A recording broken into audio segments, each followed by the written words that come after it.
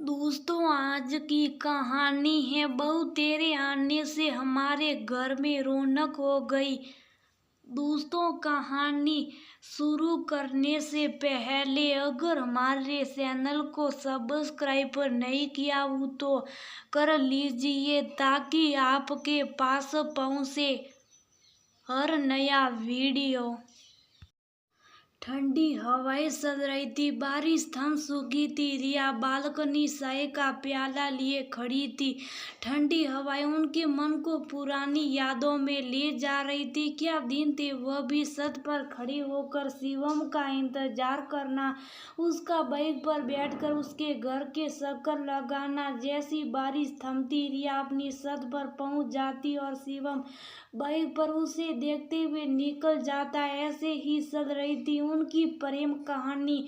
उस समय ना तो रिया को किसी बात का होश रहता और ना हो शिवम को। जब भी फोन पर बात होती तो रिया कहती, बाइक जरा संभाल कर चलाया करो, अगर फिसल गई तो। अंजी, फिसल तो हमारा दिल गया है आपको देख कर, अब हमसे कंट्रोल नहीं होता। जल्दी से हमारे घर आ जाइए जिससे आपके साथ हम इस मानसून का मजा ले सके। रिया और शिवम का रिश्ता तय हो चुका था। एक ही शहर में होने की वजह से मिल तो वह लोग सकते नहीं थे, क्योंकि दोनों के ही मम्मी पापा का कहना था कि कोई देखेगा तो क्या कहेगा, और फिर अब तो जल्दी ही तुम्हारी शादी हो जाएगी, फिर खूब घूम लेना। इसलिए वे दोनों अपनी इस दूर की मुलाकात से ही खुश हो लेते। ऐसे ही एक मानसूनी दिन पर शिवम बाइक पर रिया को देखते हुए जा रहा था। अचानक उसे सामने आई कार नहीं दिखाई दी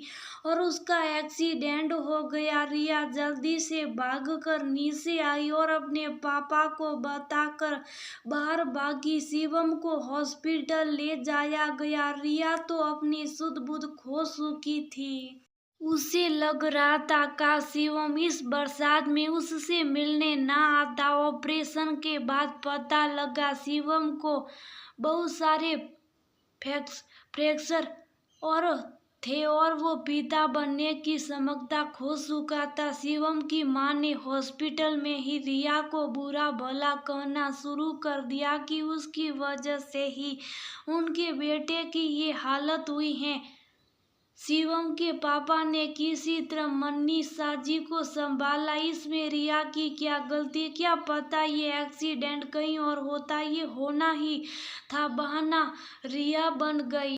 इस एक्सीडेंट के बाद रिया के मम्मी पापा इस शादी को लेकर उलझन में थे। आखिर जानते बूझते बेटी को नरक में कैसे धकेल दे, लेकिन रिया ने कहा वह शिवम से प्यार करती है और उसके अलावा किसी और से शादी नहीं करेगी।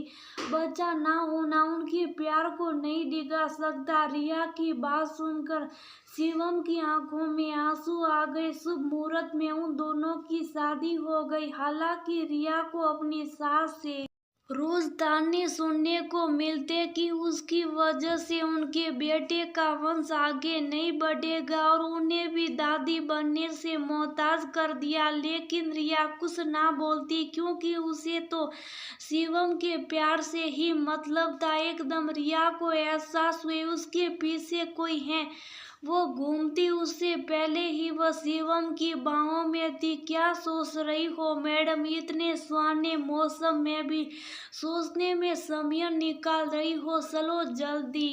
पर कहाँ शिवम, बारिश थम चुकी और ठंडी हवाएं चल रही है जो मेरे तन मन को भिगो रही हैं। यही एहसास आज मैं तुम्हारे साथ जीना चाहता हूँ। हमारे प्यार का पहला मानसून तो हम एक साथ जी ना सके, क्योंकि अब तुम मेरी नहीं थी, लेकिन इस मानसून में हम एक हो चुके तो यही हमारा पहला मानसून होगा और इसे मैं जीना चाहता हूँ तुम्हारे साथ। लेकिन शिवम, मम्मी जी गुस्सा होगी जो पिछले साल हुआ। जरूरी नहीं वो हमेशा हो, इस डर के साथ मैं नहीं जी सकता। माँ से मैं बात कर लूंगा, तुम चलो जल्दी। शिवम रिया को खींचता हुआ ले गया। थोड़ी देर बाद दोनों बाइक पर थे। रिया सब कुछ भूलकर शिवम को पकड़े उन ठंडी हवाओं के एहसास में खो जाना चाहती थी। उन ठंडी हवाओं ने उनके जीवन को प्यार से भर दिया था। हल्की हल्की बूंदाबांदी से उनके तन मन भीग रहे थे। थोड़ी देर बाद जब दोनों वापस घर आए तो रिया सोच रही थी कि सासू माँ गुस्सा होने वाली हैं, लेकिन ये किया जाओ बेटा, जल्दी से दोनों कपड़े बदल लो, सर्दी हो जाएगी। रिया सासू माँ के इस बदले व्यवहार पर हास्य से शिवम को देख रही थी। शिवम उसे देखकर मुस्कुराया। थोड़ी देर में जब दोनों कपड़े बदल कर बाहर आए तो शाही पकौड़ी उनका इंतजार कर रही थी। रिया को कुछ समझ नहीं आ रहा था। मनीषा जी बोली, बहू मुझे माफ कर दे, मैंने तुझे बहुत बुरा भला कहा, लेकिन मैं भूल गई, इसमें तो तेरी गलती कुछ भी नहीं। तूने तो इतना सब होने पर भी मेरे बेटे को अपनाया और हम दोनों की खूब सेवा की। हम लोगों की खुशी के लिए तूने अपनी खुशी कुर्बान कर दी। हमारे घर में तू बहू बनकर आई तो घर में रौनक हो गई और तेरे ही विश्वास का फल है जो शिवम हंसता बोलता हमारे सामने, तेरी वजह से ही हम अपनी जिंदगी का ये खुशनुमा पल देख पाए, कहकर मनीषा जी ने रिया को गले लगा लिया। तब ससुर जी ने बताया कि उन्होंने ही मनीषा को समझाया, हमारा बेटा हमारे साथ है तो क्यों इतना सोचना, बच्चा तो गोद भी लिया जा सकता है। आज रिया को असली खुशी मिली थी, उसका परिवार खुश था तो वह भी खुश थी। सास ससुर को खुश देकर उसके मन से सारी कड़वी बातें मिट गई।